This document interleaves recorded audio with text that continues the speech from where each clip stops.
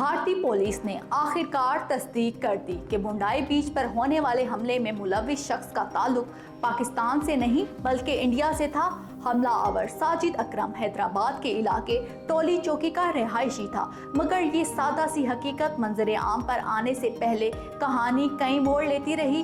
Writers کے مطابق India چھوڑنے سے قبل اس کا کوئی مجرمانہ ریکارڈ موجود نہیں تھا۔ وہ 1998 میں اسٹڈی ویزا پر آسٹریلیا آیا، وہاں برسوں تک مقیم رہا اور اس کے دوران 6 مرتبہ انڈیا کا سفر بھی کیا، مگر کسی مرحلے پر اس کے خلاف کوئی مشتبہ سرگرمی رپورٹ نہیں ہوئی۔ حتیٰ کہ اس کے اپنے گھر والے بھی اس کی انتہا پسند سوچ سے بے خبر تھے۔ تحقیقات آگے بڑھی تو ایک اور باب کھلا۔ فلپائن کے حکام نے بتایا کہ حملے سے تقریباً 1 ماہ پہلے ساجد اکرم 1 مہینے تک فلپائن میں مقیم رہا، جہاں اس نے مبینہ طور پر عسکری نوعیت کی تربیت حاصل کی۔ اسی دوران سڈنی مارننگ ہارلڈ نے یہ رپورٹ بھی دی کہ وہ آسٹریلیا میں ایک مزید تبلیغی گروپ سے وابستہ تھا، لیکن ان حقائق کے سامنے آنے سے پہلے ہی ایک اور کہانی زور پکڑ چکی تھی جو میڈیا کے ذریعے پھیلائی گئی تھی۔ انڈین میڈیا کے کئی بڑے اور مرکزی چینلز نے بغیر تصدیق پاکستان کو اس حملے سے جوڑ دیا۔ نتیجہ یہ نکلا کہ سڈنی میں رہنے والا ایک بے گناہ پاکستانی نژاد شہری، جس کا نام بھی نوید اکرم تھا، سوشل میڈیا پر حملہ آور قرار دے دیا گیا۔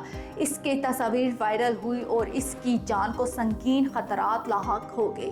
بعد میں فلپائن کی امیگریشن بیورو نے واضح طور پر بتایا کہ باپ اور بیٹا دونوں انڈین نژاد تھے اور ساجد اکرم نے فلپائن کا سفر بھی انڈین پاسپورٹ پر کیا تھا۔ اس کے بعد انڈین حکام نے تسلیم کیا کہ وہ حیدرآباد کے علاقے ٹولی چوکی سے تعلق رکھتا تھا، وہیں اس نے کامرس کی ڈگری حاصل کی، آج تک انڈین پاسپورٹ کا حامل رہا۔ یہاں سوال ابھرتا ہے کہ اگر یہ معلومات شروع ہی سے موجود تھی تو پھر پاکستانی دہشت گردی کا بیانیہ اتنی تیزی سے کیسے پھیل گیا؟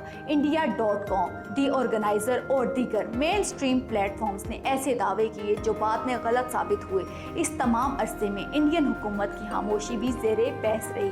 وزیر اعظم نریندر مودی نے حملے کی مذمت تو کی، مگر حملہ آور کی قومیت کا ذکر نہیں کیا۔ وزیر خارجہ جے شنکر نے آسٹریلیا کو مکمل تعاون کی پیشکش کی، مگر اس نقطے پر کوئی واضح وضاحت سامنے نہ آئی۔ CNN کے مطابق انڈیا کی وزارت خارجہ سے رابطہ کیا گیا، مگر وہاں سے بھی کوئی جواب موصول نہیں ہوا۔ ادھر آسٹریلوی حکام نے بھی اس معاملے میں احتیاط برتی اور حملہ آور کی نسلی یا قومی شناخت کو نمایاں کرنے سے گریز کیا۔ مبصرین کا کہنا ہے کہ اس خاموشی کا مقصد فرقہ وارانہ الزام تراشی کو روکنا، کسی مخصوص کمیونٹی کے خلاف نفرت کو بڑھنے سے بچانا تھا تاکہ معاشرتی ہم آہنگی برقرار رہے۔ مگر اس پوری کہانی میں ایک حقیقت واضح ہوگی کہ غلط معلومات کی قیمت اکثر بے گناہ لوگوں کو اپنی سلامتی کی صورت میں ادا کرنی پڑتی ہے۔